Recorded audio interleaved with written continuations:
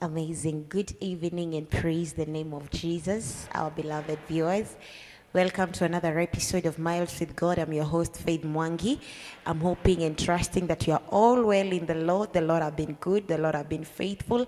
And I want to trust that that is the same testimony that you're carrying this wonderful evening. I bless the Lord for them that are tuned in already.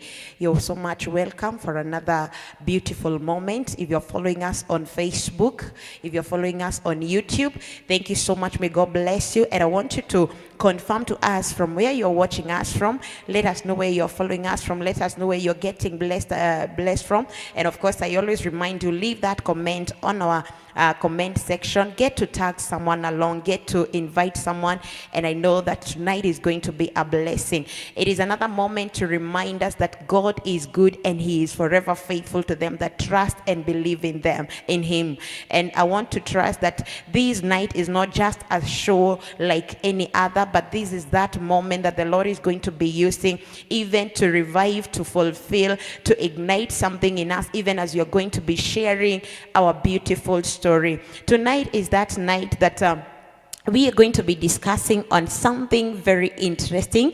Yes, we are looking on the fundamental responsibility that we are given by God as a society, and in particular as Christians, to be a blessing, to be of hope, to be to revive the heart of them that are vulnerable. I'm not speaking of any other thing, because tonight I'm joined by these beautiful people, even as we are going to be going through that particular topic of what it is to play the role of carrying the assignment, fulfilling the assignment of taking care of the vulnerable. When I speak of the vulnerable, I'm speaking of the fatherless, I'm speaking of the motherless, I'm speaking of the homeless, I'm speaking of that person, that baby, that child that at some point they have felt hopeless in life, at some point they have felt useless in life, at some point they have felt they are at their edge. And I want to thank God, because tonight you're going to be experiencing what it is to carry this mandate, because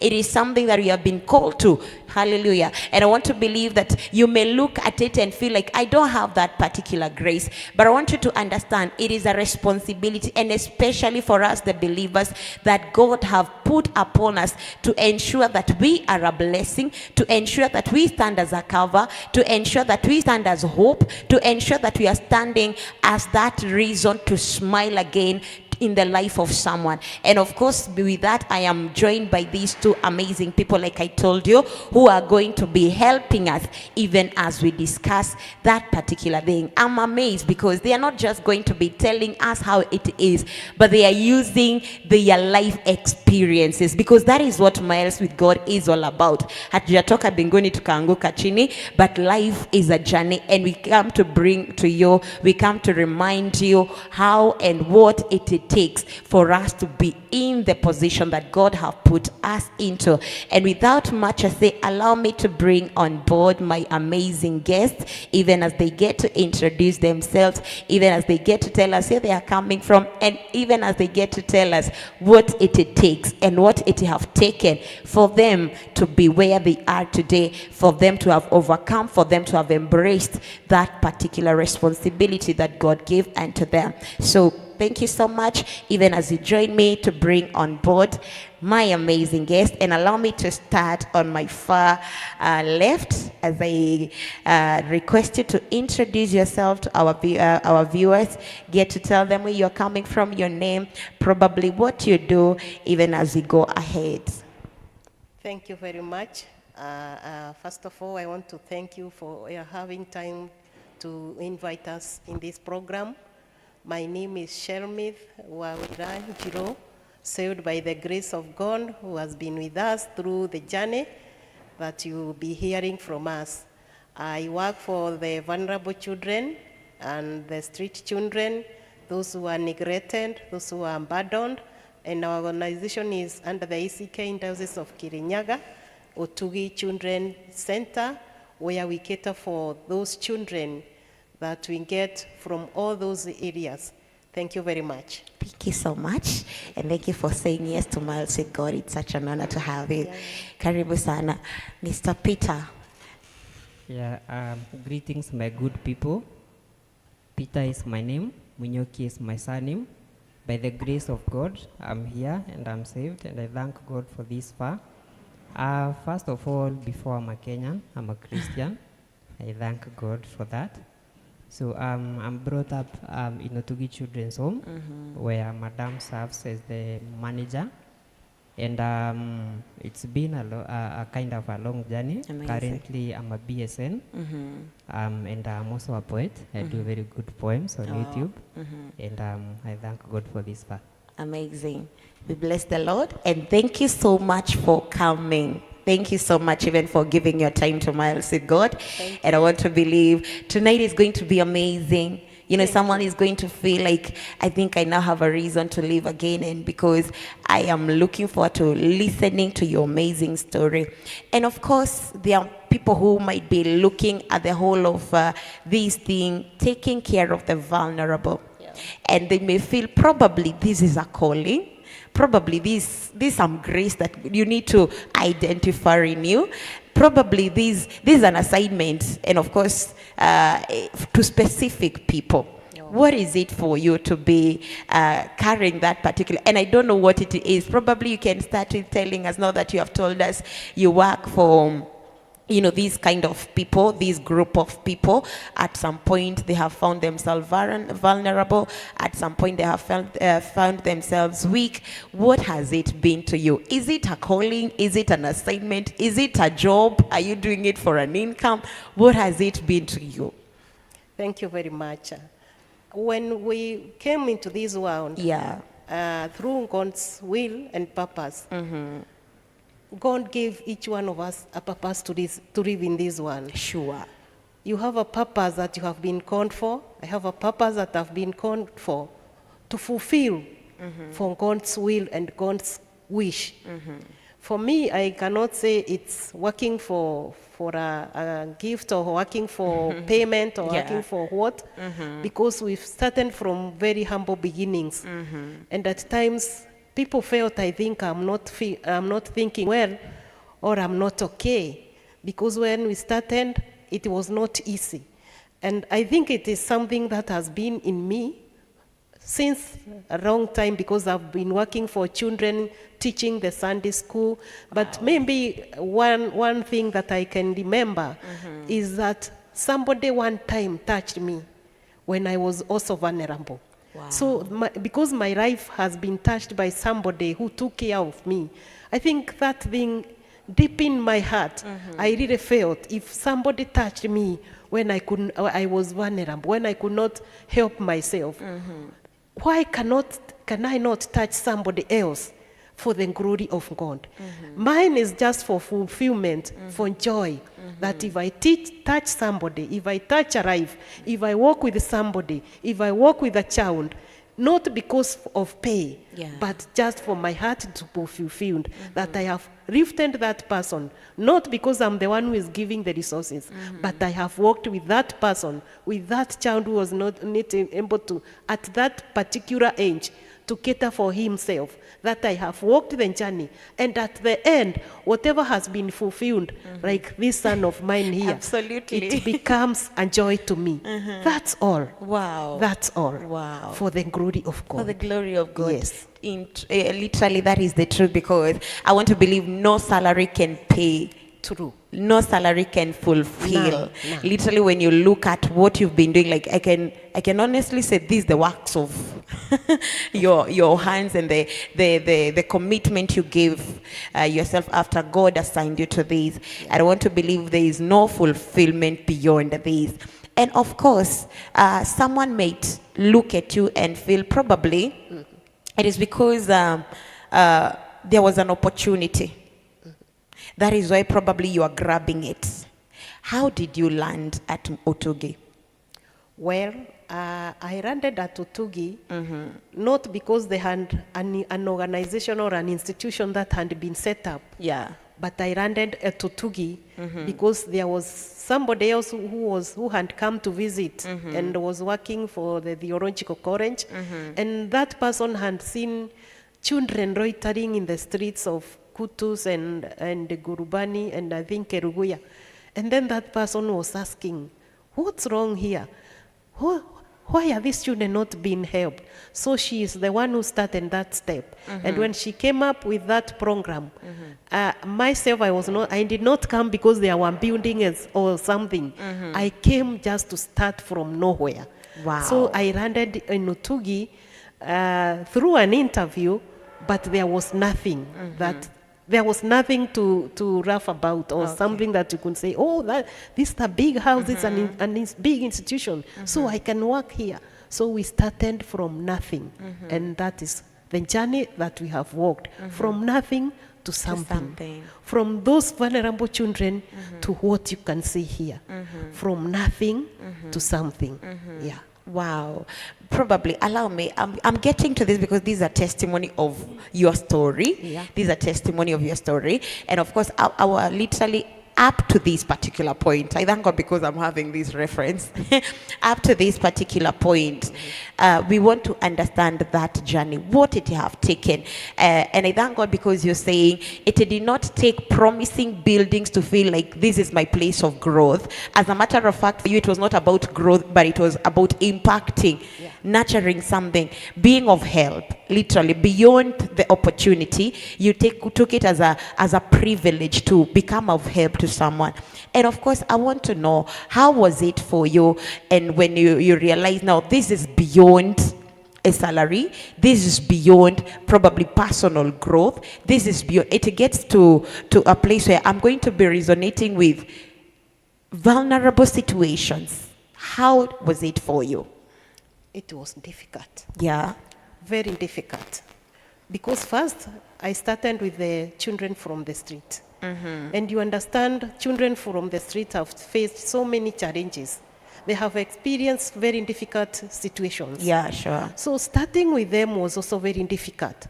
You could go, and we had a group that was being fed somewhere, and then they were coming just to be fed. And that is the group I started with.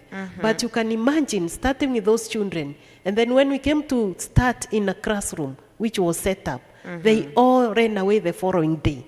What? And they went back to the street. Wow. And I was left alone. And I was wondering, what am I going to do? And my spirit told me, keeping on. So I went back to the street, looking for them. Then we came back again. And they continued disappearing, running away, until at a certain time, through God's grace, we were able to settle a few. But most of them, those who came, you know what, they were elderly boys, because we are dealing with only the boy child. Then you see their age was far beyond the children, small children. And so you can just really imagine the type of group that I was having. And they could behave in all manner of ways as they were doing in the street. But I kept the grace of God that He had given me. And I told God to hold my hand so that I would do His work. And not because of any pay, but just to touch that somebody, to touch that boy who can really change and become somebody. So it was all about keeping on by the grace of God. Amazing. I'm coming back to you because I've gotten something interesting there. And allow me to get to Peter.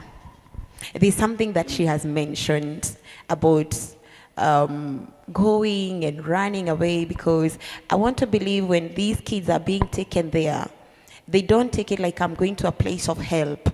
They take it like I'm going to be caged. A piece of a certain world have been taken away from me, and now I'm going to be caged somewhere. How did you find yourself at Utugi, and how did you take it? I'll start answering your question by this simple quote by the guy called Miles Monroe. Yeah. He wrote one of the amazing book called Understanding Your Potential. Now this guy says there are three kind of people. There are people who make things happen. These are the billionaires of the world. Okay. There are people who see things happening. This happens to people who are next to billionaires. Okay. So they see billionaires doing something, and then, yeah, it's happening. Let me try. And then there are these interesting kind of people. These are people who have no notion of whatever was happening. or whatever is happening. You just wake up one morning and you find out, we have a new governor, we have a new what, you see, eh? So you just see things and you don't know how they happen. Everything finds you as a surprise. Exactly. Now, for me, I was this kind of a person, growing from a person who knew nothing, no notion of whatever was happening, to where I am. It has taken kind of a lot of input. Yeah. First of all, this is how I landed in Moyam. I was born in Embu, and I was born in a family that was kind of at war. My mom and my dad, they were never together. I never saw them together since I was born. Yeah. There was always some quarrels. And again, my mom didn't go along with my grandmother. So again, there was a kind of disconnection. And then here comes my dad dies when I was at the age of around 7 years. And my mom struggled with sickness since I was born to a point where she had to go for surgery. Yeah. And she went to surgery here in Moya, and we had no means whatsoever of taking care of her. So me and my my 3 sisters, I'm the youngest. So we found ourselves here in Moya because we had to follow her. After the surgery, it was very much uncomfortable for her to go back in Embu. So she launched up in a church. That time the church was called the Church of Nazarene. It's dissolved from Nazarene to something else, and then it's no longer in Moya. So that's where we started. So when we went there, we found mom was sleeping in a store somewhere, and she's not in a way she could feed us. So we had to look for other means. My 2 sisters had completed Form 4, and so they were lucky to get some job here and there. And then now there was me at the age of 12. I need to survive, I need to see my mom eat, and I need to eat as well. So we came up with an initiative that mom could help us cook the porridge, and then we could sell the porridge here. So deep down in my soul, I knew I needed work. So I wanted to work, earn a coin, and support my mom. At 12. So yes, I would go from place to place looking for work. I would arrive at a shop, and this guy would be like, this is child labor. Siandikangi watoto, rudi shule usome. Wow. I would go to sell a porridge to someone, and they would say, mbona hauko shule? Yeah. Nitakushtaki kwa chifu. Now I had a very bad experience with chief. I was once caned in front of our old school and forced to say, mimi ni mwizi, after sleeping hungry for almost 2 days, and I saw some bananas somewhere. So I was caught in the act, and then it was somewhere near the school gate. So you could see the multitude. Yeah. And I knew chiefs are not good people. They are good. So Okay. that one deep down in my soul used to threaten me and scare me to death. I know. So I also wanted, whenever I went to a place and I was told, you are a child, you need to grow, get somewhere, and get a job. So my aim was to go, eat, grow big, and get a job. When I was just loitering at these streets of Moya, I met a man, a guy. At that time, they were doing bicycle bodas. So this guy asked me, my former school where I was, we used to school with shorts, the green shorts, just like Diba. So when this guy saw me in a short, of course it was tattered. He asked me, mbona umetoka shule uko huku unauza uji? And then I was like, I even don't know here. And I gave him my story. Yeah. And the guy sympathized with me na akaniuliza, unaweza taka kusoma? And I told him, yes, I would like to kusoma. So the guy directed my mom to a children's officer here in Moya. So I supported my mom. My mom could barely walk. So after tulifika hapo kwa ofisi, I told my mom, you're going to stay here outside. I'm going to talk with the officer. So I went inside. We had a chat with the officer. And then the officer was like, I had carried all my books, everything I had for schooling, the tattered uniform and everything. And then the officer looks at me and asks me, where is your mom? And I told him, my mom is here outside. Go call your mom. So I don't know what they talked with my mom, and I landed in Otugi. When I was landing in Otugi, and I found out that I could have a meal in the morning, lunchtime, and evening. That's I was revival. surprised. And I had this thought of, hii chakula nitakula mpaka nikuwe mkubwa. Oh God. So my aim going there was not muscle learning, Kukua. but getting food, nikuwe mkubwa, nikatafute kazi. I had left school at class 6. Wow. So I knew when I'm going to school, I'm going to go to class 7. And then things worked. Sometimes we might be bitter by how things work, but sometimes they work for the good of those trust the Lord. Absolutely. So after being out of school for several months, it was almost that month of the year, almost in March. It was in February, we were going to March. And Madam was going from school to school, looking for a position for me to be in school. Wow. So she was lucky to go to Grubani Primary, but akaambiwa the position for class 5, 6, 7, and 8 are full. And then the head teacher is like, uko na mtoto unaweza leta class 4, huyo tutachukua.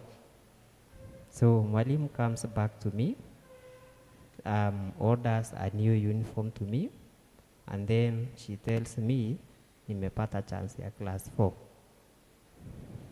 No. Pause. Wow. We go back again. My aim was to eat, grow Grow, big, find a job. find a job. So going back to class 4 was a way of making sure I'm not chased out of the children's home. Ah. And the first week that I joined that class 4, we did exam on the same week. You literally joined class 4 Yeah. from class 6. Yes. We did exam the same week, and within 3 weeks the result was out. I was leading. So that's where my journey began to where I am. Because since then, the teachers were so friendly, and you know, they always care much about the best performance. Yeah. And because nirudishwa 4, I led from class 4 all the way to 7, unbeatable. Number 1, 1, 1, 1, 1, 1. I barely studied. You're just doing revision, Yeah, literally. yes. It's a recap of what you had before. Yeah. So that's how I landed to Otugi. Wow. Wow. I think that is so amazing. Yeah. But I'm wondering, thank you for answering question number 1. And of course, now there is the question number 2, because there's something that she mentioned, and actually it's nice that you did not see it as a cage, and like probably the street, I don't know, but maybe there is a difference between them that come from families and them that are coming from the street. Maybe what is the difference? I will answer that question with this one answer. It's more of a rhetorical question. Do you know how hard it is to tame a lion? Oh yeah. Take it from the wildlife, bring it at home, You're and teach it to eat food that you give. You do a goat, a section of the goat you give the lion. So eventually, lion will seem to be in control. Sure. And then after some times, it snaps out. Amazing. So in this relation, we've been here outside looking out for ourselves. we've indulged in so many things, including drugs and other things. We already have a family in the streets where you feel like you belong. Maybe at some point you are a leader of a certain family, or you are close to a leader. Yeah. So you kind of associate yourself with so much things. And then you're taken from the streets and you're institutionalized to a home. A where system now, literally that you're yes, not used to. a system where you have to wake up at this time, do this, you have to eat this, and here is where you sleep, and these are the rules to follow. So at some point, you lack to understand the essence of you being there for the purpose of the freedom. Yeah. We all like freedom. We all like doing what we want, how we want it, and we really like to be followed. So not until you take out the lion in us that cannot be tamed, you Easily. can never help that person. Wow. Maybe, Madam Shelby, because you have experienced that picking, boys from the streets and also picking from families that we are not able to support them. What have been the challenge? What have been the experience for you? Okay, for the two issues, and there is a difference. Yeah. Because the child from the street, the boy from the street, has been experiencing very difficult situations Yeah. without somebody who is reading him or her. Yeah. And is all alone on the streets. You can imagine what happens on the streets. You see, the street life is very, very difficult. Very cruel. This person literally. has nowhere to call home or somebody to cater for him. This somebody does not know, like Peter is saying, where to get the meal. So first of all, we started with those who are really getting from the whatever, the pits and Yeah. whatever, scavenging. And then this person, when he gets something to eat from whatever he has scavenged, tomorrow he doesn't know what will happen. You see the harassment from people, the community, the society, the harassment from the government officers, Yeah. like the police. They go through very difficult times. And now this person is the one you have taken in. First of all, you have to do with modification of behavior, because he will not change because he has come to the home. Yeah. You must do the work of modifying the behavior through guidance, through counseling, through giving and teaching the morals, through teaching the one of the Bible, and through so many things.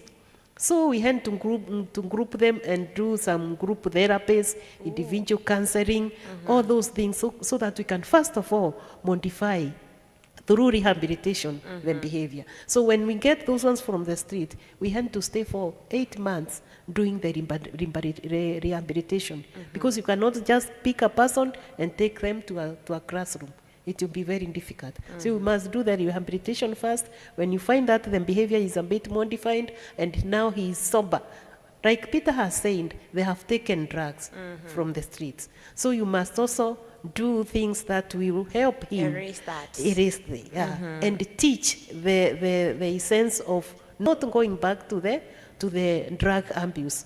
So that rehabilitation is the most difficult, because you must look for programs, identify areas that you are going to deal with to make this person a better person who can fit in a classroom. And this one from home, like Peter was saying, he had a mother, he had a father. Yeah. But at a certain point, it was not easy.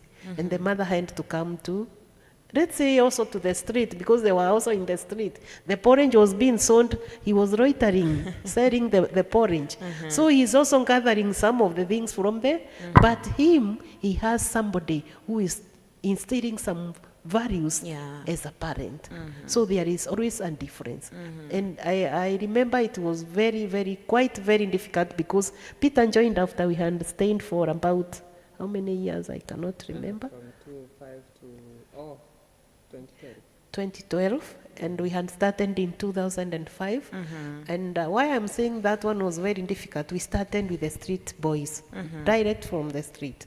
And you can imagine madam, we didn't have anything in that institution saying this is the food that you'll be eating, saying these are the clothing that you'll be, And will be wearing. rehabilitation for these And kids. rehab. And I remember, because I had a son, I had a son that time, my firstborn, and he was, I think he was going now to Form 1. Yeah, he was going to Form 1.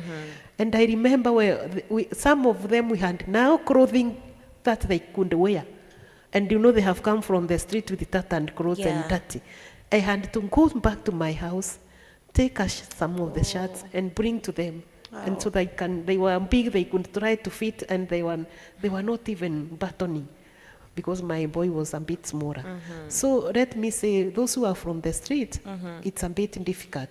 But I'm saying through God's grace and perseverance and having faith that in this life there is a purpose for you to work for the Lord. What will you tell the Lord at the last minute? Amazing. Maybe to add something to what she has said. When I was selling porridge in this street of where before I met the Buddha guy, we used to call him Benten. I still don't know where he is. I've been looking for him. Through the screen we He's called Benten. He started with a Buddha bike and then graduated to a motorbike. The last time I saw him, he was on a motorbike. When I was selling the porridge, I had reached to a point, and I asked myself, what's the essence of living? Mostly, when we would sell porridge, you remember you can't always exhaust the stock. True. So sometimes you might cook one mtungi of porridge and then sell half of it. So the other, because now you can't keep this porridge for tomorrow, you'll just destroy your customers. They won't do your porridge again. My mom used to send me, enda na vikombe, uwekee wale chukura wako pale. So most of the time, I used to feed them with porridge. So after going all my rounds, whatever is left, I would give it to them. And at some point, we connected with them. We could chat, we could do what. So to some point, I had this crazy thought of, because after selling the porridge, I would go back collecting the cups and also collecting the money. And pesa was not so much, so we used to do cash mostly. So I had this crazy thought of, I would wake up one morning with that mtungi of porridge, go sell the porridge, take the money, and run away. Wow. That thought, I found it crazy.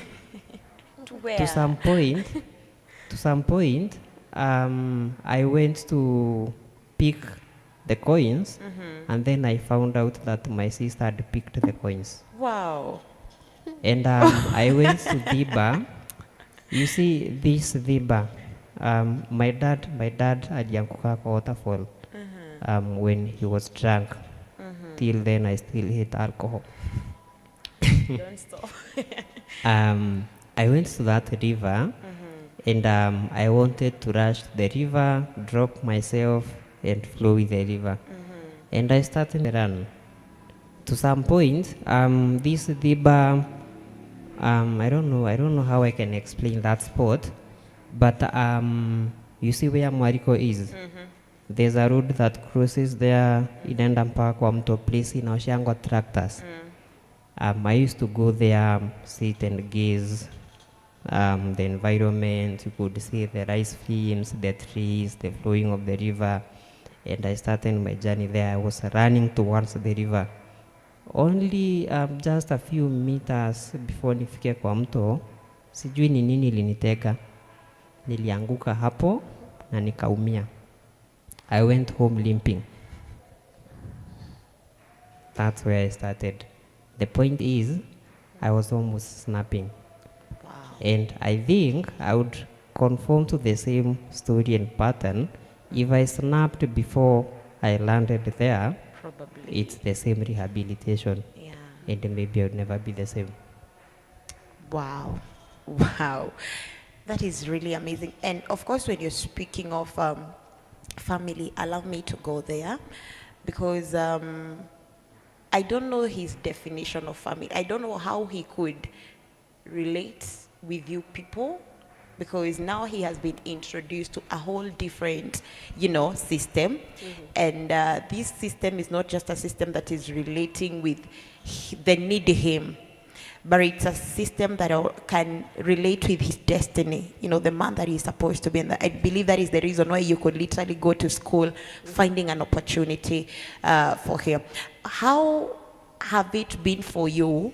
You're not just taking children, you're not just taking young ones and seeing them from their point of need, but you're also, there is that thing that pushes you to relate to the destinies of these people.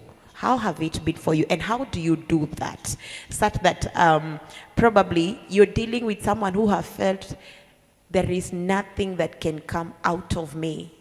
When he speaks of, I think I just deserve to die. How has it been for you to transform this particular thought, this particular mindset, to bringing them to the place where they can relate with the big men and the big, probably, people they're supposed to be? Okay, that's a nice question. What I've mentioned earlier on that we have programs. Yeah. Programs that we do because of them. Like we have that one that we teach the life skills. We teach them life skills according to the programs and according to their ages at that first initial stage.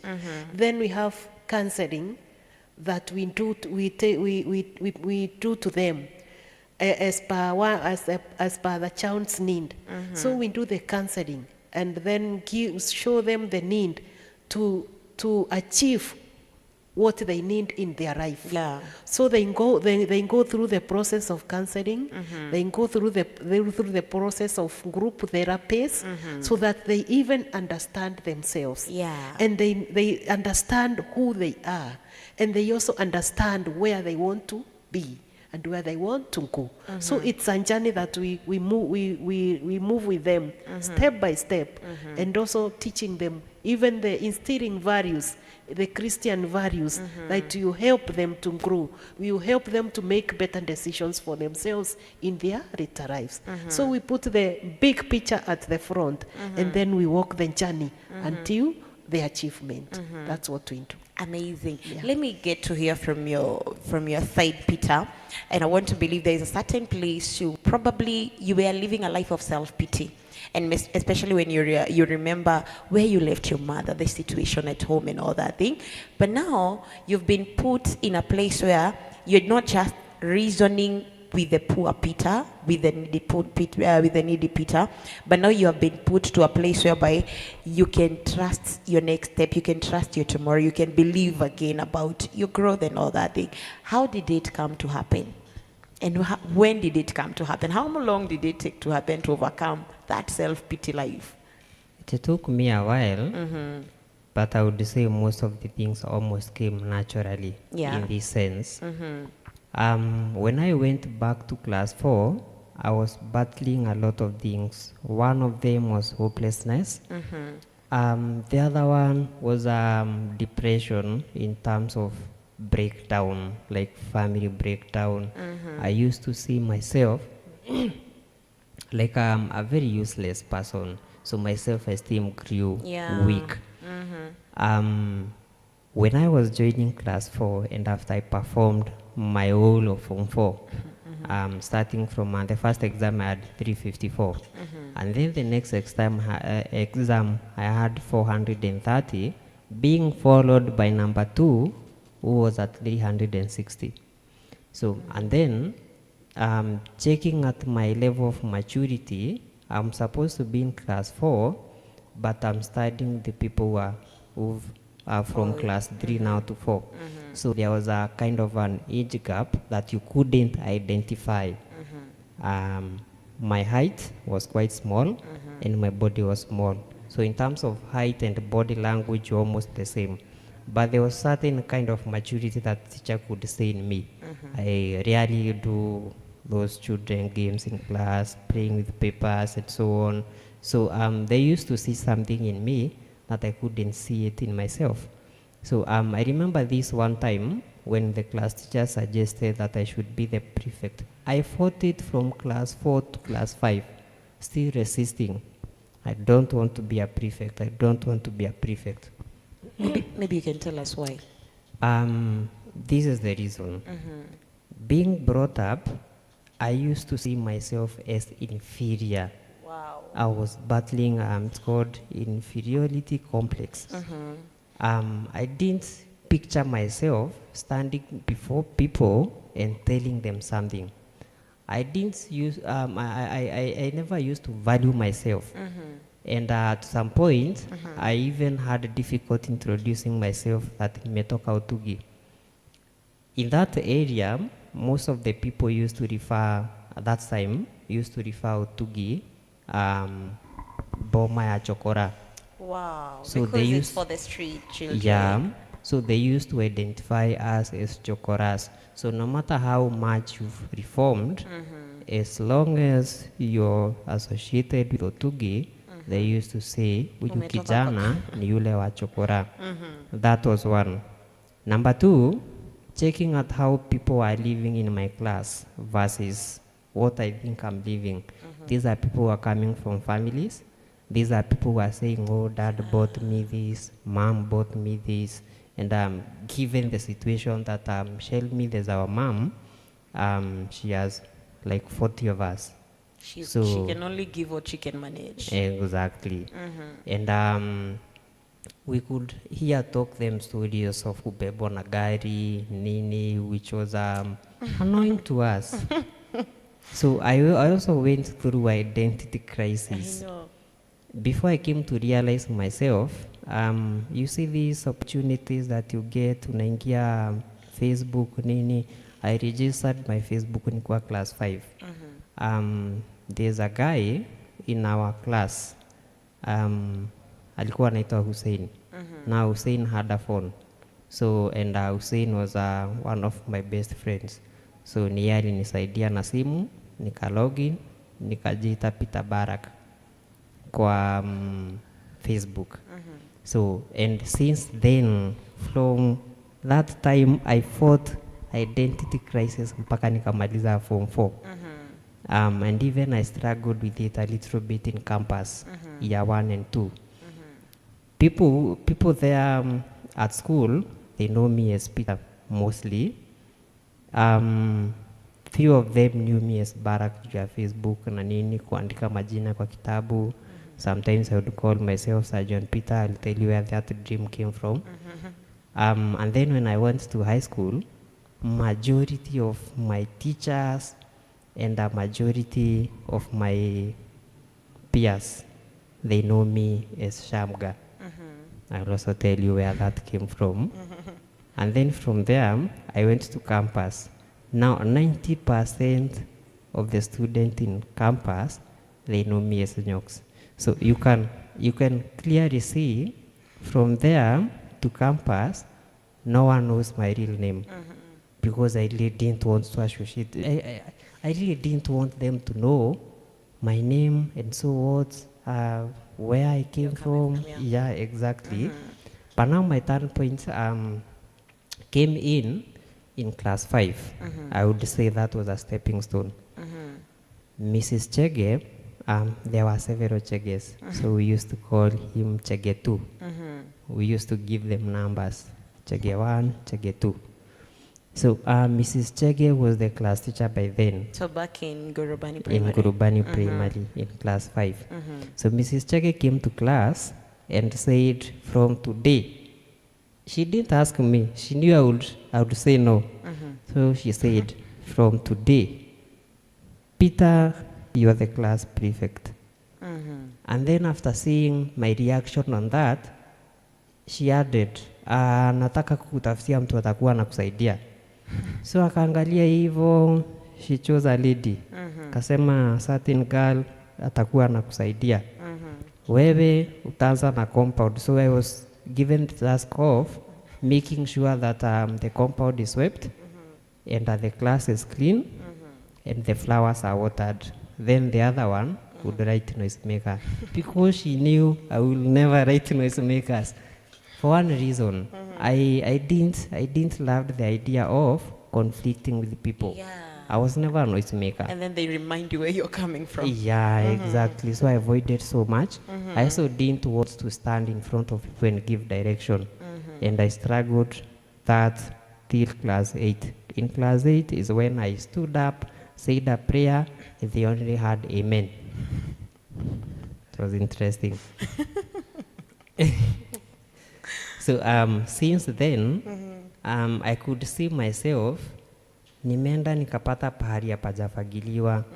Nikitafuta mtu wa kufagia hapo, nasikia mwenye anafagianga hapo hajakuja shule hiyo siku. So I would take the broom and sweep. I would take the broom. The sense of delegation was not literally. Yeah, I sweep and go. Sometimes there's a flower not watered for even more than a week.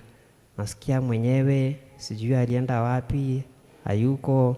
I take a jerrycan, fetch water from the river. We used to go for water in the river. Yeah, I remember. Fetch, come water, and stay in class. Until one of the social study teachers, he never used to teach me so much, but when our teacher was not in place, he used to come replace them. I remember him asking me, wewe ni kiongozi, you are like the president of this class. Ukinyamaza hivo uone ni kama huyu niye mrefu sana, wewe okota ile paper, weka hapo, you are supposed to do that. Akikataa kuja kwa wangu, niambie, nimeambia so and so, akote ile karatasi, aeke kwa dustbin, akakataa. So from since then, nikipata place haijasweepiwa, I used to check the neighbor on this side and neighbor on this side. Wewe ufagie nusu, wewe ufagie nusu. I started growing from there to a level of leadership, changing my mentality, na nikaanza kuona it's more than eating to education. And then I had a lot of pressure with my teachers. We want you to achieve this, we want to achieve this. At some point, when I was dropping my grades in class 7, I had a very serious complication of health due to depression. Nilikuwa na ulcers. I could just stand somewhere and faint, nini, and so on. So I was fighting all that, and my grades were falling. My class teacher, Mrs. Mwangi, I remember him telling us, wewe Kimathi, this time, ukipata 400 na kulipia tour. There was a tour which was 1 month ahead. And I did work hard. I know with the until tour I scored a 4-1. And I was accorded a tour to go visit the 7 Forks. Wow. It was very amazing. So I would say those are stuff that made me go on. Again, in the home, there were a lot of disciplines. I remember this one time, you know, the problem with people who live together, people who identify themselves as family and a group, mwezi salitiana. You know. And whenever you do that, you would receive a cold war. Unaamka asubuhi, ulifua nguo, unashangaa mbona haikukauka. Kumbe mtu aliamka asubuhi, kairudisha kwa maji. So you really avoided getting in loggerhead with people. You just live your own life. Try your best. So I remember this one time, there was a mzee, tulikuwa tunaita se. Alikuwa anapanda miwa just across the home. And we used to go snatch those sugar canes and do the sugar canes. And we used to call her mwalimu. Up to now, we still call her mwalimu. Mwalimu was very furious about those things. Na alikuwa anasema, most of the time ukishikwa na miwa, ulikuwa unasema umepewa na se. Anakuambia if se anataka kupeana miwa, aende akate, akuje nayo ku kitchen, tuwapee sisi. Because now ile siku umepewa na hujapewa hawezi jua. And this one time alinipata na miwa just across the river. There are 2 older boys who were doing their clothes hapo kwa canal. And then wao miwa yao walikuwa wameficha wamalize kufua nguo ndio wakule. Mimi sikuwa na nguo za kufua, so I was enjoying my sugar cane facing the other side. So I didn't see her coming. When they saw her, they continued doing their work like nothing is happening until I was caught. And I was like, panda hii mti juu, kate kiboko yako. Wow. Na hawezi wasema? Nitawasema. Mi hata sikujua hiyo miwa ilikuwa imetoka wapi. Juu niliwapata na miwa wakanikatia. So it was like, mimi nimeomba miwa ama nimepata miwa imeanguka bahari, unatandikwa peke yako, you're given a punishment, and that's all. This is another scenario about the discipline and that rehabilitation. I remember. Mngepatana na mwalimu kwa pavement huku, anajifanya hajakuona na hajakuona kabisa, na hata mnaweza pitana umuone kwa kona ujifiche. Yeye amekuona. She used to know us hapa na kisoko. Kuna kisoko hata unajua. I know that. This one is Peter. Na hata sema, na hata mnaweza pitana na msalimiane. Mtapatana huko. Now mnapatana huko, wewe unadhani mwalimu hakukuona.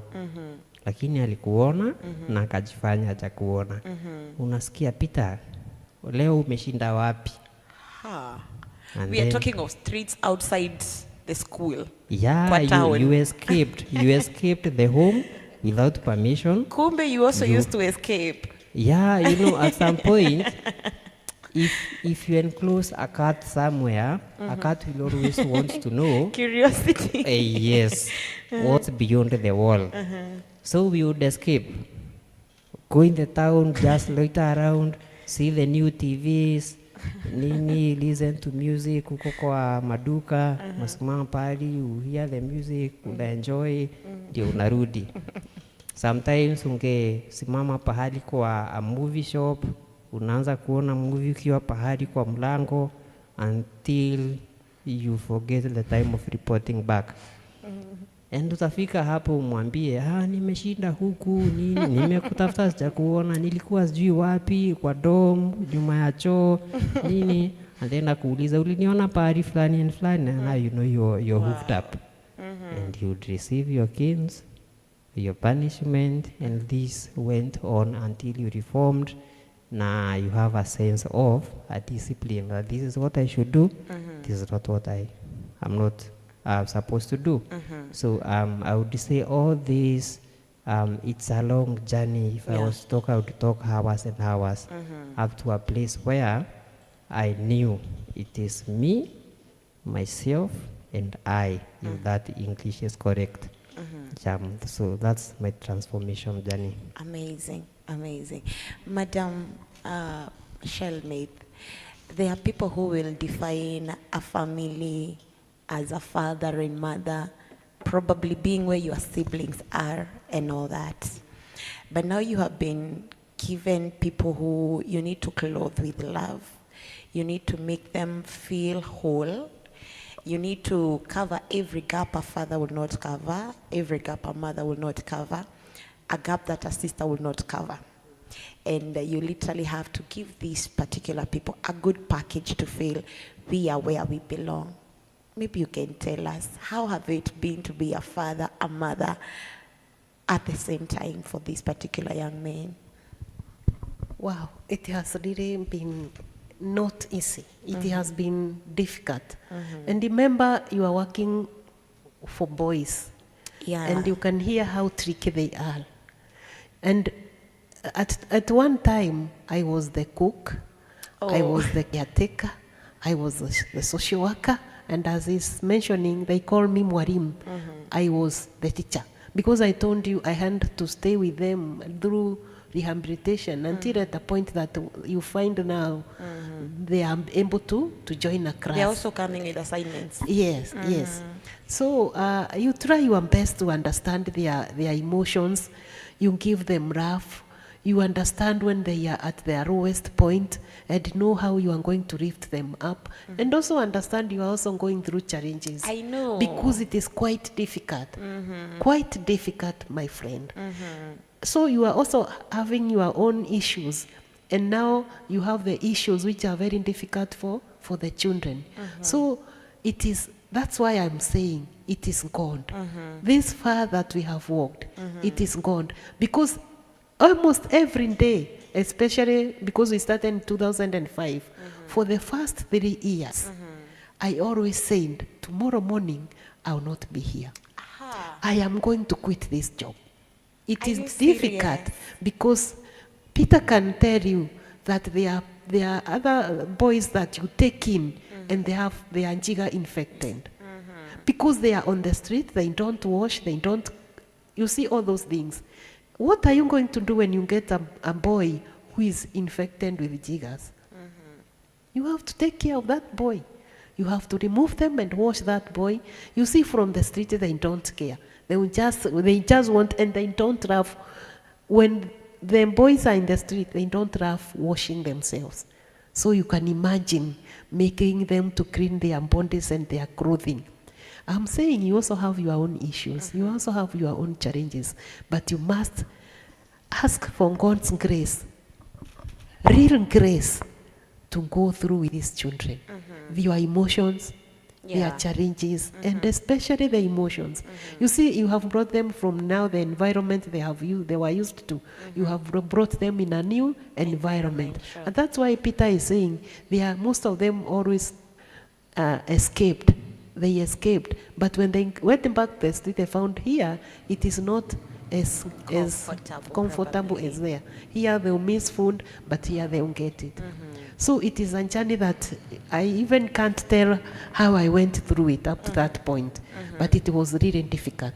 We also do the case studies when the children come in, when you take them from the streets. You know, we are governed by the Children's Act 2001.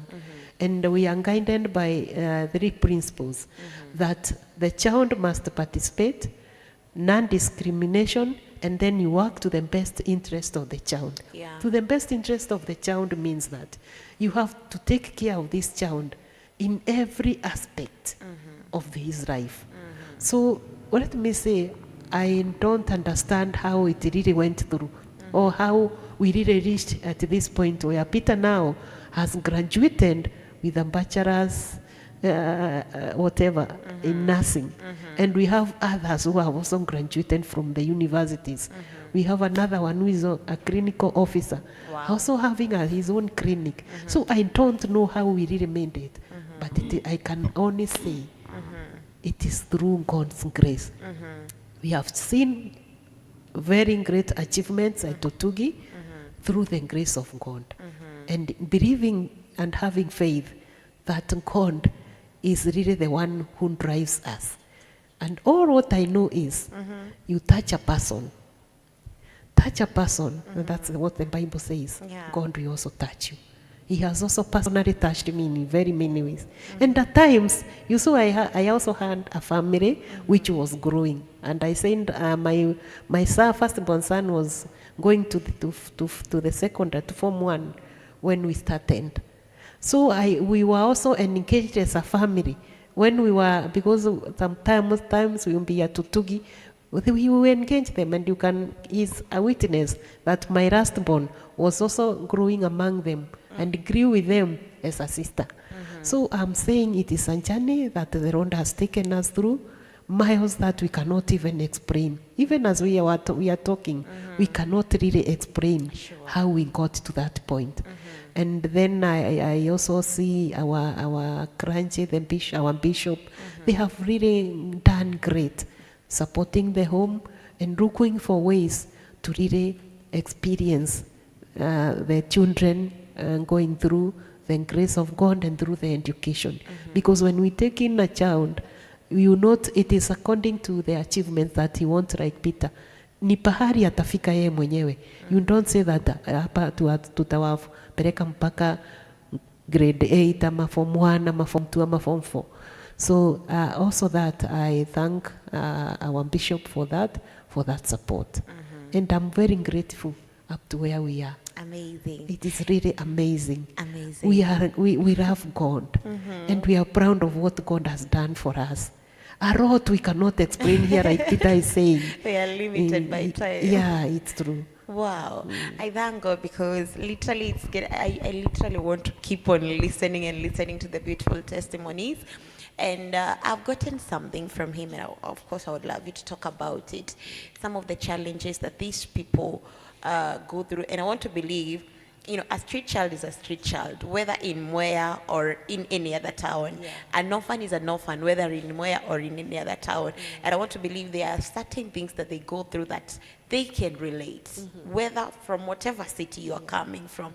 I got depression is one of the things that he was going through. Identical crisis is also another thing that he was going through. Feeling inferior is another thing that he was going through. And as I think I've related with a few people that have grown in that kind of an environment. And one thing that you cannot deny from this, they are very defensive. They are very defensive, and probably it's because they always feel like we have nobody to protect us. And sometimes, even when it comes to you, even if you want to stretch your helpful hand, they always feel like you owe us no, generosity and all that thing. The world does not owe us anything, probably because of where they are coming from. And definitely, you're going to be speaking to that person. But before that, I want you to get, how do you manage to get these people overcoming that? Because like he said, until they get to realize that they also have a life, and their life is not depending on, I was picked from the street, or I came from a family that did not have a mother or a mother, or I came from whatever darkness I came from. Until they come to that place, they will never see the sense of you in their lives. They will never see the sense of Otugi in their lives. How do you get to that place where you have to make these people feel you have a life, you're coming from somewhere we don't deny, but I want you to see yourself a different kind of a person, even to overcome some of these challenges? Because I want to believe there are people who are not doing well in life today in the mindset of, I did not have what it takes. I did not have a father. I did not have I'm glad he's speaking about going to campus. And I want to believe he is somewhere that probably he never pictured himself based on where he was coming from. There are so many people, even till today, they are suffering identity crisis. They never got a chance to be in Otugi, probably. Maybe they are also even in families, but violent families. But you as a parent who have experienced these kind of people, these, group of people, what can you say about it? Okay, what I can say, maybe, when we are helping these children, you cannot, you are also limited. You cannot do so much, and even what they would expect. But one thing we do, like I said in counseling, we encourage them. What we call the talk therapy. Talk therapy of their experience, of their denial, of their feeling unaccepted. You see, they will talk their stories, they will talk their issues. But here I want to say this, the boy child, the male gender, is a bit difficult in talking out their issues. So you just try your best so that they talk their issues. It's like when you have your malaria and you feel the warmth, you feel that you are really feeling bad, and when you vomit, you feel relieved. That's what the example I always give them. That they talk those things that they feel they are really bitter, because they have a lot of bitterness. A lot of bitterness there in themselves, bitterness with the family members, because these people from in the streets, not that most of them have families, but the neglect, the abandonment, the broken families, all those, the domestic violence, some of the things, and the death of their parents, like Peter is saying about all those things, they affect them, and they are not able to deal with them themselves. So until they pour out themselves and then accepting this is it is Coca-Cola, and this is water, and these are two different things. So what would I do for myself? I accept that I am Peter. Yes, I was in the street selling porridge. So what next? So that's how we help them, so that they can realize themselves, realize that they have come from somewhere, leave the past, although not really forever, but then put a hand There's a life after that this. there is something, a vision that they can aspire for, a vision that they can really try to get. So we always tell them, and especially me, that to keep their vision at the front, and then ask yourself, so what? That is what I need, that white flower. So what shall I do? Yeah. Shall I just sit here? No, I must move. One step, another, until I get, So that's how we deal with them, encouraging them, talking to them, doing those programs, the psychosocial support system, and then we help them to understand themselves, understand it's true, they had challenges. So are they just going to sit there? They must do something. So they wake up and walk the journey. Us, we didn't just support. I always give them an example of the banana stem, that when it gets the bunch of the banana, you see at times it becomes heavy. So what do? You just support it. So we tell them, as we are really just supporters, supporting them, you to walk the journey. That's amazing. You want to say something? Maybe to open a different point from what she said, but of course a point to complement what she said. The issue of identity crisis, it's a very hard issue to solve. As well as we say, you need to keep pushing externally, but deep within themselves, they need to do something. So when I was in primary, it's where my identity crisis happened, and actually identity crisis mostly happens because of losing your value. Like I said, I do poems. I have a YouTube channel at Dr. Munyoki the Poet, and one of my poems leaves a line that I've used there, that every day for me is a championship day. It doesn't matter whether I lose or gain. What matters is that I complete my race at my own pace. Now, after suffering a lot in primary with identity, I didn't like to be associated myself with the home. I didn't want to really open up and say what I'm really going through. So I went to Meru School, high school in Meru, still with the same. So when I was there, I thought about it and said, no, I need a solution to this. So I was looking for a name that will not identify me, where I am, my tribe, and what I've gone through. You believe me, right? When I tell you it's very hard to have a Kamba name, but you don't know how to speak Kamba language because your dad was the one who was responsible to make sure that you know Kamba. But he was not there when I was growing, of which I came to understand him later, that it was a default. It wasn't possible, so I shouldn't keep on blaming him. Alongside with his relatives, most of my relatives from my dad's side, I know less than 1%. So you see these stories of how you can marry your cousin without knowing. It can happen to me. Thank God it's not happening. Now, when I went to Form 1, I was looking for a name that wouldn't identify me with Kamba or Kikuyu. So I came up with a name, Shamga. Shamga is a judge of Israel. I didn't know much about Shamga, but the name Shamga just looked appealing to me, and it was kind of cool, I thought. So all my boxes, I named them Peter Shamga. So when I was in a dormitory, most of my friends knew me as Peter Shamga.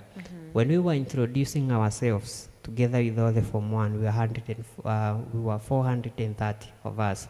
I used to identify myself as Peter Shamga.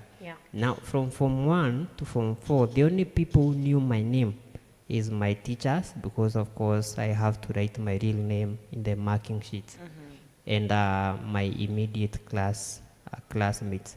But they never used my real name. They are used to Shamga. Since I introduced myself as Shamga, and before we did our first exam, we had about almost 3 to 4 months.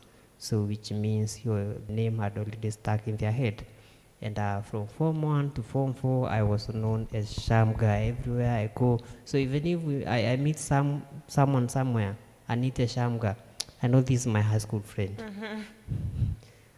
So I graduated from middle school, and I went to Daystar University. And then I realized Shamga is not doing well. It's literally not doing well. And it came as a result to a camp that I went. It was a Pan-African camp. Madam Shelmi had suggested my name to be there in somewhere around Chakaranj. Yeah. And we were there for 3 days. And that's where I raised my confidence, and I learned more about leadership and so on. To a point I started healing in a positive way instead of running away from myself. So I decided to run towards myself. And this is when I did some modification to my surname, Munyoki. Nikatoa M na U, ikakuwa Nyok, alafu nikaeka S, ndio ikuwe Nyoks. So Nyoks was a way of running away from myself, but indirectly. Wow. So anybody can think it's a name thing, but you're fighting something from within. As a journey of fighting, I realized one of my personality is sanguine. I like making jokes even where I'm not supposed to be making jokes. And so having this name like Nyoks, it's kind of charming, and promoted my behavior to a point that it wasn't cool anymore. So through the through the campus life, I came to realize I needed to stick back to my name. So I went to my social media platforms and changed my name from Nyoks to Munyoki and Peter, and where Kimanzi was needed, I included it. And that's the point I started reflecting back to myself. So whenever I see a person fighting identity crisis, it's more of what kind of a value can you give to your name? Yeah. So if you find something that you can do and give your name a value, it makes sense and you will stop running from myself. The poetry I started doing in Form 2 gave me a value. I would go to a CU meeting and people would suggest my name, Shamga, a poem, Nona. Sometimes you'd go to a congregation somewhere, and when the MC is reading presentation, I hear my name. I don't know who submitted my name. I'm loving what you're saying, so literally. I just went and performed, and everyone was happy about me. After every school gathering, I would have like almost 10 people or more asking me about my journey as a poet, what are my inspiration, and so on. You know, when you're fighting inferiority complex, and then you are asked by someone, what's your inspiration? I'm like, am I even inspired? So you start having a new value to yourself. So if you can get something that you can do and feel appreciated, at long last we all like appreciation. It's a whole lot of topic that we can do about appreciation. That's why most of us are running away from school in campus and to drugs and so on, because you go to where you feel appreciated. If you're not appreciated home, you would even take a step of lying your parent atujafunga bado na ubaki shule, because you feel valued there, to the clubs, to the party and so on. So if you look for that one thing that you can do to add a value to yourself, you're going to fight it. Let me get a bit personal with Madam. And of course, because it has been a journey where you had to embrace a whole different thing, you know? Now, to some point, you're not doing it because you've been asked to do it. You're doing it because literally there's a spirit of the Lord that is literally pushing you to do it. And I'm curious, are there things that you abandoned at a personal level to ensure this particular assignment comes to happen? Is there a certain part of you, is there a certain part of, I don't know what it is, maybe your family, what did it cost even to embrace this at a personal level?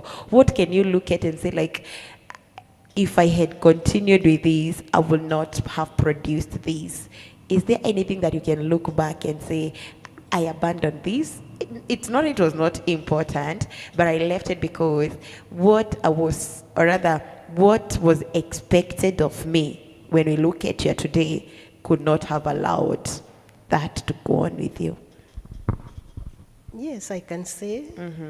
I said at the beginning that I didn't say that. I think Yeah. that I had a home. I had my home in Embu, Boma. boma yangu Uh-huh. na watoto. So at first when we started, there were no houses in the institution. So I can say I abandoned even some of my children. 2 of them were in secondary school, in Form 1, as I said.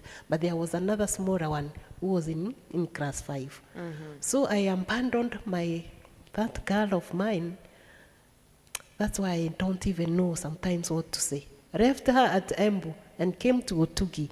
And because there were no houses in Otugi, they had to sleep in a classroom, which had been put up, and I had to sleep in the kitchen. And I have left my girl with the father to come. Because sometimes I don't really understand what was happening to me. But that was I did. I abandoned that. Although later on, I had, when they put, somebody came and put up a house for the person who is there. And then, so I went back now to get the little girl I had left with the father. And then the father was somehow, sometimes God's plan and issues. He was working in far stations. He was in Masabet, he was in Meru, he was in Isiolo, he was in Kitui. I think that helped me still. Yeah, be comfortable with what you are doing. Yeah, but later on after 1.5 years, I went and back and came now with a girl who now started school here. And so you see, in a home setup, you have even farming, you have other things that you are doing. Yeah. So I abandoned all that for the Yeah. sake of Utugi. And at a certain point, I started feeling, I think I'm not okay. And when my mother visited, she came and asked me, she mentioned jina yangu, Wawera, is this what you have chosen? Wow. And I was wondering, what shall I tell her? I said yes. Then she told me, I leave you. At a point, I would also think, I think I am either crazy or something. I want to go back. You want to do your life. Yeah. But something always kept pulling me. And in my instinct, I could hear a voice asking me, if you want to leave these children, who will work for them? And then I could pull again and now stay. I was always stuck once, going, leaving, and staying. But at a certain time, I told God, teach me what you want me to do. Ah, okay. Show me what you want me to do. And a voice told me, be settled. I am with you. So I knew all the challenges that will come along, surely God will be with me. And he really did up to this point. You know, I'm asking that because probably they have someone who is there and they might be looking at what you do and they can say that you're a manager. And probably there's someone who have been there and they feel, given a chance, I would love to be the one identifying, nurturing, and bringing these particular souls to their place of fulfillment. And these particular people, they have been withheld by different reasons. How do I leave my family? How do I do my marriage with this? How do I cope with my career with this? And all those manner of things. Because I want to believe if it is God's own, he has always his own way to fund it and to ensure that it comes to happen. Yes. Like you are telling us. And of course, I want you maybe to speak to someone who is there, they are aspiring and they are desiring, given a chance, I would love to be that, you know, source of impact to these particular people, or rather this group of people. And they feel like it will cost me quite a lot. And I want to believe sometimes when you are making these decisions, there is a lot of fear because you cannot always tell about tomorrow. what can you tell about to that person who is desiring, I would also want to become of impact to this group of these vulnerable people? But they look at themselves and they feel like, I think I have a lot to lose. I think I have a lot to leave back. And I don't think I have that strength. Maybe you can speak to them. Okay, thank you. First of all, let me say, I am the manager at Tutugi, but I didn't start as a manager. Yeah. I was the social worker. A social worker, I was employed as a social worker, dealing with the children's issues. There were some managers. Yeah. But I want to speak to that person. Maybe you have that passion. You really feel in your heart that you can do something. Or you find there is a situation that you'd like to support. You feel like there is a program that you'd like to start to touch God's people. Take a step. If the Israelites did not take the first step of stepping into the water, maybe the Lord would not have made the way. Take the step. I can assure you, every time you work for God, every time you take a step towards God's people, towards touching God's people, and they are saying in the Bible that you touch my people, I will also touch you. I did this with that faith, that God, if you have said that if I touch somebody that you have made, you also touch me. I want to encourage you this evening that take a step and God will make a way. He has made a way for many people. He made a way for the Israelites. He made a way for the people who are serving in the Bible, and you know some of them. Just take that step and then believe in God and tell God, shall we walk with you, God? Hold my hand, and you see how far He will take you. He will bless you in very mighty ways that you will not even be able to tell. Take a step. Don't step behind. One step and God will move with you. Amazing, amazing, amazing. Before maybe we are done with you, I want to, maybe you can brief us. Is there a situation that you can look back to that really touched you?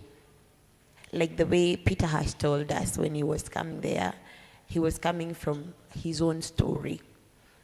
Is there any that you can look back that really touched you? A young man that probably you picked or was brought, or however you met the young man, that you can look at it like, this was a whole, something amazing, something that I could not even imagine.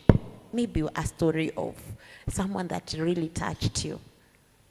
Yes, I can. I stated at the beginning that what was inside my heart is because of somebody who touched me. I am the firstborn in a family of 7. But I cannot tell you my story of growth. But I can tell you the story of being touched. I was a neglected child. Not because I didn't have parents. My parents are alive up to today. But I want to say, if you go through a certain issue, it may affect you the whole of your life. This thing really affected me. And people may not understand, like Peter is saying, his story and how it has affected him.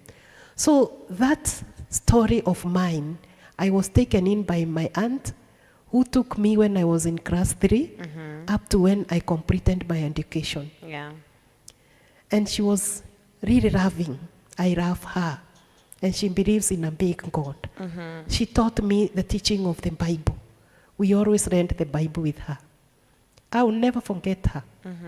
Because were it not for her, I wouldn't be where I am. She walked the journey with me, through my education, through the ups and downs of life, up to the point of completion. And that is what made me really to love touching people. And now one day when I was at my aunt's place, there were the clergy who were going around coming to preach to people. And not that my aunt was rich. It is her passion also that made her take me in. So one day also, what ended to my liking and liking to touch others. Somebody came around, and because we didn't have proper clothing, I had a tunic that had buttons up, down, and up here. And they were all, I think 5 of them were not in there. So that lady came as I was standing. She asked my aunt, "Do you have an needle and a thread?" She said yes. And I don't know, in her bag she had buttons. She removed the buttons and started putting them in my dress. That really touched me. Now you can see my aunt is touching me, another person is coming and touching me through trying to clothe me. Those issues have really made me to see that I don't like seeing a child in a problem. It really puts me in a situation that troubles me. So those are the things that have really made me to feel, why should somebody suffer? Even if I don't have something to give in material or finances, if I can just touch him or her and say, it will be okay. Yeah. Let me tell you, it will not be like that tomorrow. It will be okay. Just assuring that person, I feel fulfilled. So that's my story. I was touched. Let me touch others and wait for God's blessings. Amazing. I'm looking forward to having this gentleman again here, and that's why I'm really, I really want to get a lot from you tonight. Yeah. And you're speaking on your side. Yes. I want to get from the side of you receiving. Someone you received and their story was just, something else. He said that he came from a mother who was not well able. Is there someone who came to Otugi, or probably you met and you felt like this is just something divine, and you felt like it's something amazing that you love to be part of? Yes. Maybe you can tell us about it. Wow, there are many, but I want to choose this Just one. one. Yeah, I want to choose this one, whereby I was going to pick a child, and in a street, and when I went to and picked that child, we came over to Otugi, and when I went back to look, I told you that we go for case studies to identify or to look if we can see somebody, get somebody who can identify with this child. So we usually use the administration, the community, and if the child tells you, "Oh, I come from Kiandegwa," Yeah. so you go all the way to Kiandegwa and try to look for people to identify this child until you get somebody who is connected to him. And then that child, the mother was psychotic.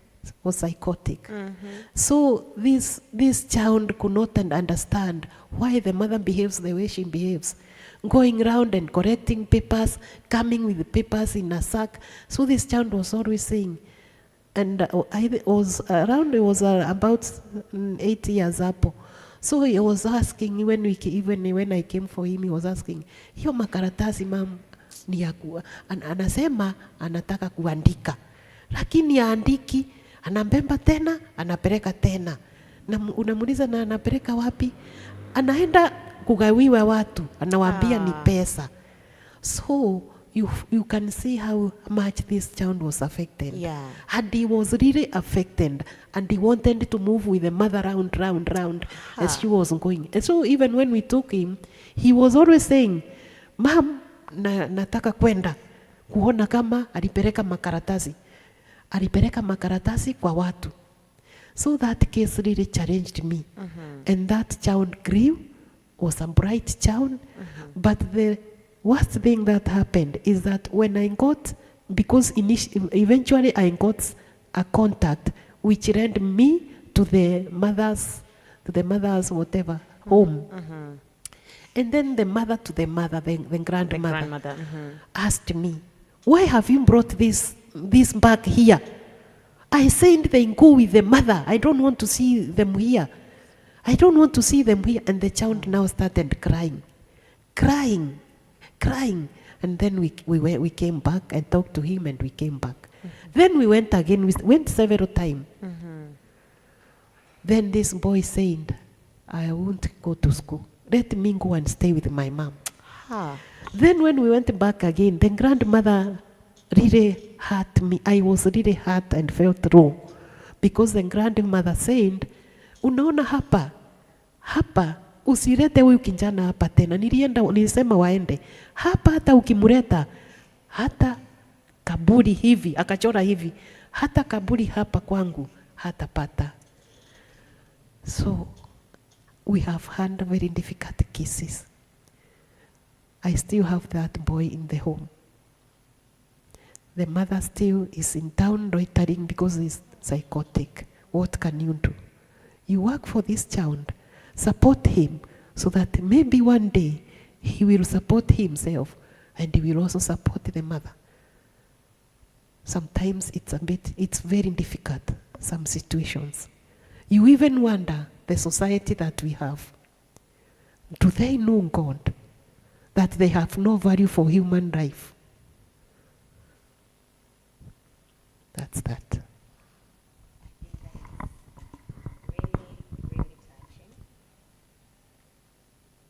I thank the Lord. Wow, it takes courage. It really takes courage, even to stand in that gap. It takes courage, and I want to believe it's not in vain. God had planned it to go that way. Yes. God literally meant it to go that way, because at the end of the day, His will must take place, and whatever He has fashioned us to be have to take place. Sure. And wow, I can only say thank God for allowing yourself to be used. I literally thank God for that there are still those phenomenal people like you who stand in the gap, and regardless the slaps, the beatings that the world give, you still feel, I have a reason to still stand in the gaps. I still have the reason to still show up. I have a reason to still step up and stand as the reason for these particular babies to feel they are where they belong. Because I want to believe that young man, one day, he will walk out successfully out of Otugi. Yes, he will. And like Peter has. And I think that will be the crown of those many hardships that you had to go through. That will be the crown of the shame, the pain, the brokenness you had to go through even at that particular point. And I'm really moved.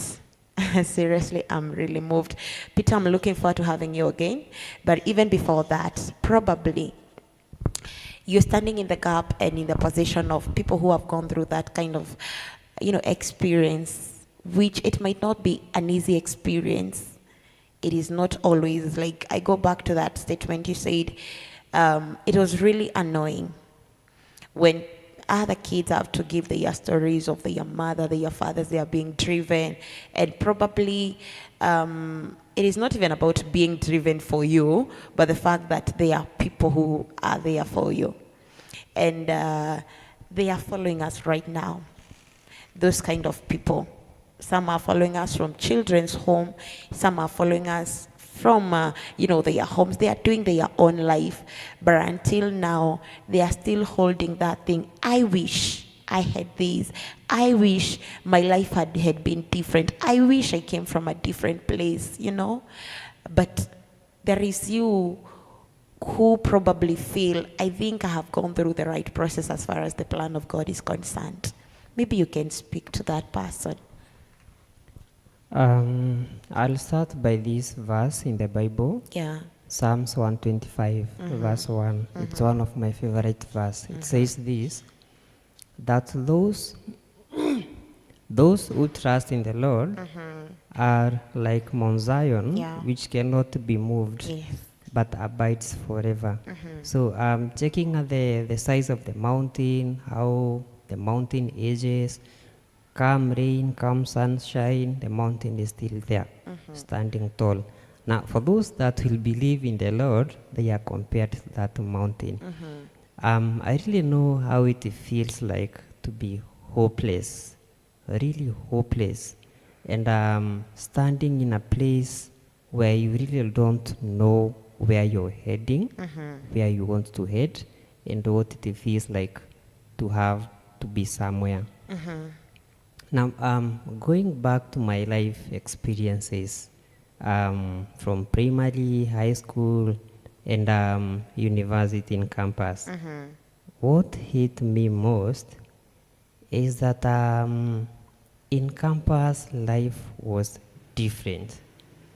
I had this one opportunity to grow myself exponentially, but it wasn't possible because my mind was still in a cage. And at one point, there's a speaker called Pitson. He's a singer, but that day he came to our chapel to speak word. And he talked of these E's, 3 E's that change the mind and life of a person. So he started with the first E that talks about environment. Yeah. Now, one of the reasons why God told Abraham, get up, go to a place I'll show you. One of these was to change the environment. Where Abraham was, they were praising a lot of gods, and they had a lot of negative influence. So Abraham being changed from where he was to somewhere else, it's kind of changed him.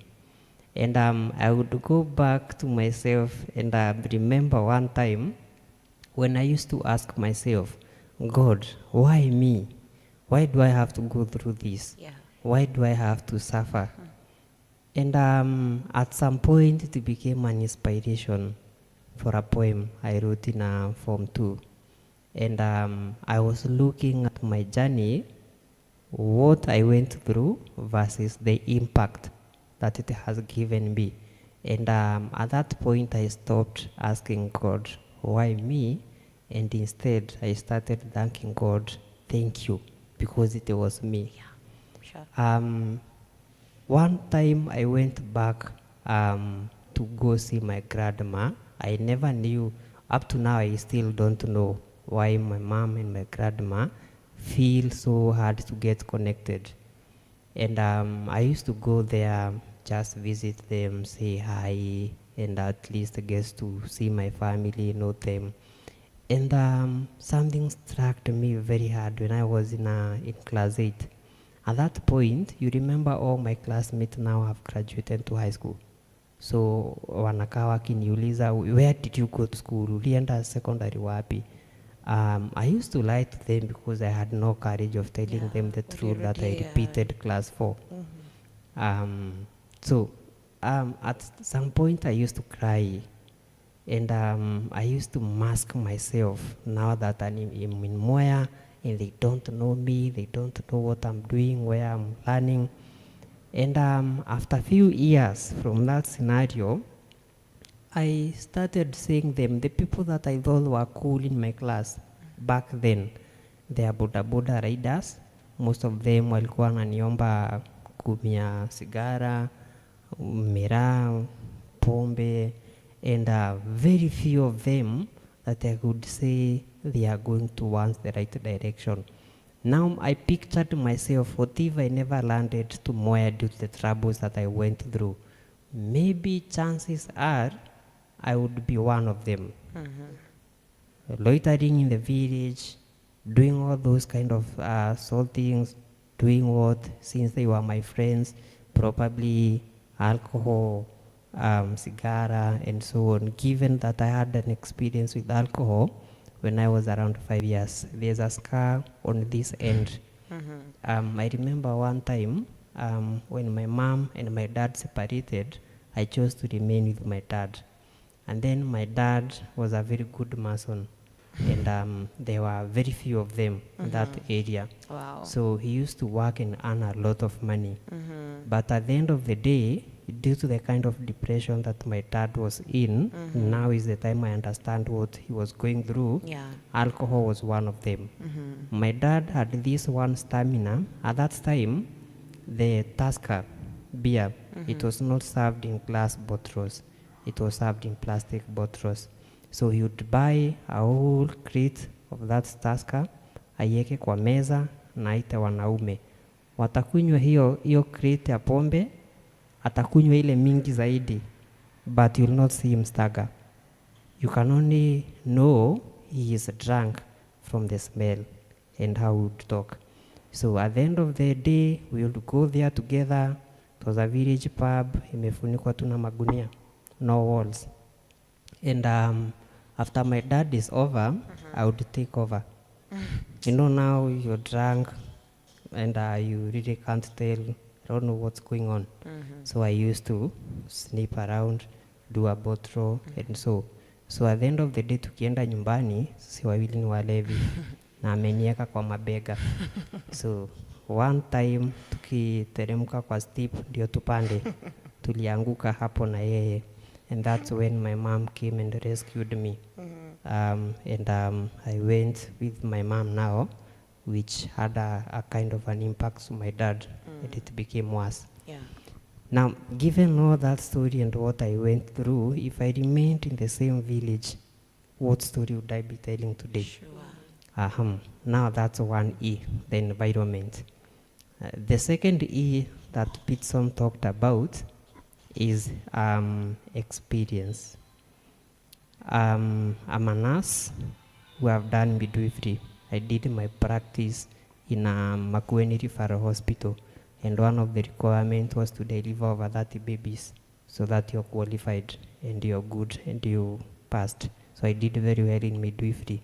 And I can tell the mother who got into that labor ward and came out, those are very two different mothers.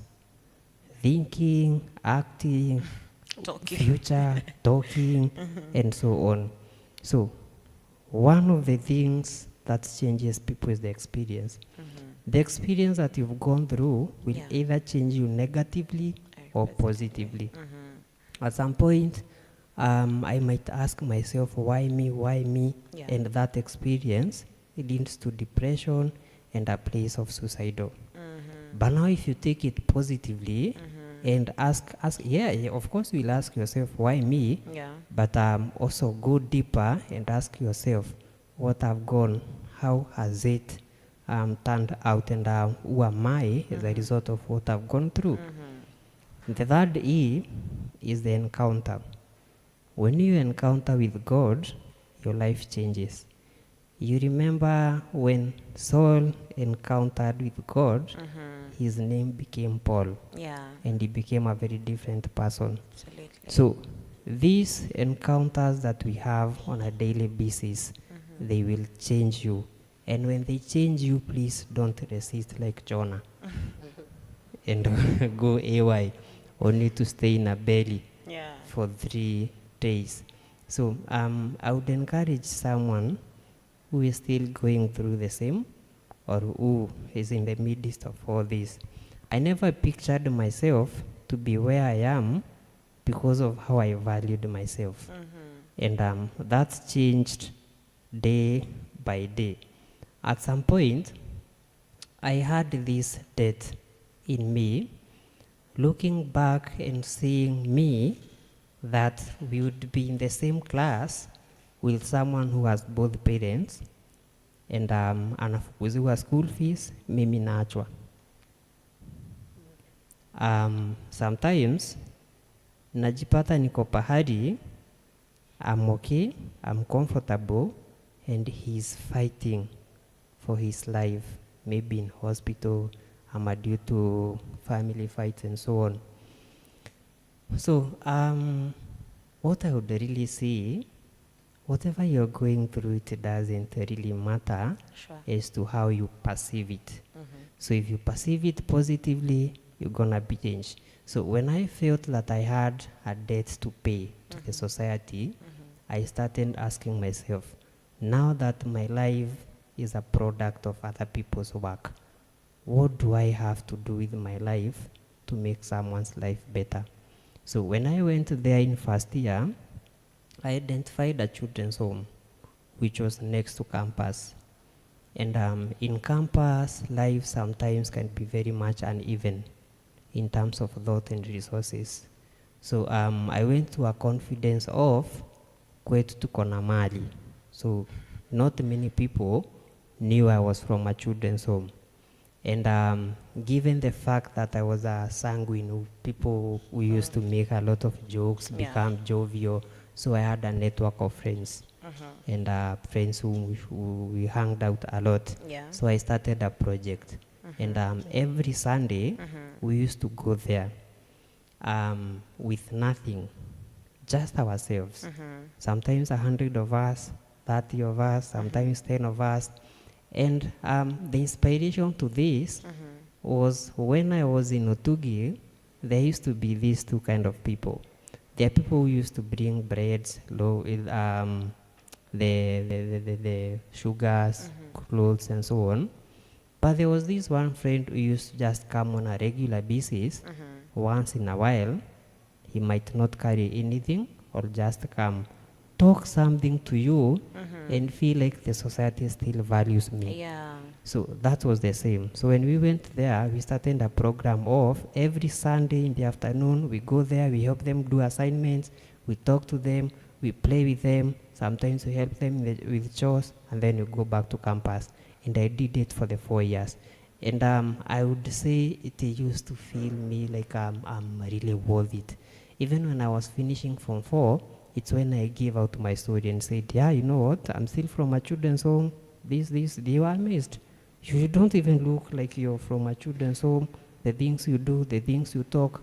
So in some ways, that kind of inspiration really helps. So if you inspire someone, at some point you also get inspired. Wow. Lastly, when I finished campus, I also felt I needed to do more. So I came up with an organization. It's not yet registered, but it's working, called Heartfelt Care Center. Now with this, I go to people, talk to people, mentor people, go to churches, talk something, and do on and go on. And it's never even enough. Whenever I get a chance, I go motivate people, talk some sense to them, leave them something. I might not change everyone, but that one soul is enough. Yeah. So I would tell them, hang in there. There's always something for you. Amazing. And of course, I get to understand there are people that you've gotten to raise. And of course, you're going to be speaking about that next time. But I appreciate the Lord for even giving you the grace to speak. And I want to believe there's someone who has been touched tonight. I want to believe there's someone who has felt like, I now don't think I have nothing. You know, I'm back to the statement you said one day you did OG, or maybe it used to happen, you do OG, and at some point haungeuza stock yote, and you literally now go give them, or your mom will tell you, enda weke this. You literally are needy, but there's someone who needs you even when you're in that state. That only means that you can never run out of being of help to anybody. You know, there will always be that room. And I love something that sometime I got from one of my fathers, my spiritual leaders, that at any time, you need to understand, and in any space, God have purposed you to be there for the sake of someone. And in as much as probably you may be feeling inadequate, incapacitated, inferior, however you may be feeling about yourself, you need to understand there is somebody who depends on you in that very might. That's exactly what God needs you to be, for you to be of help, and for someone to feel like we have a reason to live again, to hope again, and to love again. And I want to believe you have gotten these, you're feeling encouraged. I want to believe you're blessed. And because it is miles with God, we can never come to the end of it, because we are still going on miling. If we were to start the show again, you realize these people will speak a whole different thing, and you'll even go past time like we have done tonight. But all to the glory of the name of God. It is Him who have enabled us. I always tell you, whenever you hear us give a story minus mentioning God, that is a lie. That is a total lie. I love what Madam Shelmith says, that she does not understand how she managed, but she can only acknowledge the grace of God. What else can we literally look back and say made this happen? It is only by the grace of God. Miles with God will always be here to remind you, as Peter have told us, Psalms 125, them that trust in the Lord, they are like Mount Zion, which cannot be shaken. And the question that I need you to ask yourself tonight: who is the lead of my journey? Who is in the control of my journey? Who is the one that, is there to pave my way? You need to understand that it is not about where you are coming from. That is what I've gotten from tonight. That is what I've gotten tonight. It is not about where you were picked from, but who do you believe and who have you entrusted your tomorrow with? Because many other times our background have, defined our destinies wrongly. Probably you cast yourself and you felt like there is nothing that can come out of me. And the best idea I have in this, it is suicide, it is running away, it is hiding. But you need to understand that there will always be a better reason in any space that God will always put you in. And for that reason, please, I beg you, may you not lose hope in God. May you not, turn back and feel like I am living alone. You need to understand there is a God who loves you. There is a God who have a good reason for you. There is a God who have purposed good things for you. And you only need to anchor your hope and faith in Him, because He will never fail you. Thank you so much for them that have been following us on YouTube and also Facebook. And I want to believe your life is getting better. Your hope in God is getting better. Your faith in God is growing bigger. Till we meet again tonight, have been a blessing. And I want to believe that you too, you are blessed from your edge. God bless you. May you have a wonderful week, even as we begin another wonderful half of the year. Yes, I want to believe this is the season that God was waiting for. This is the half that God was waiting for to perfect things that were not working probably in the first half of the year. And I want to believe out of these, you're going to have a reason to trust and believe again.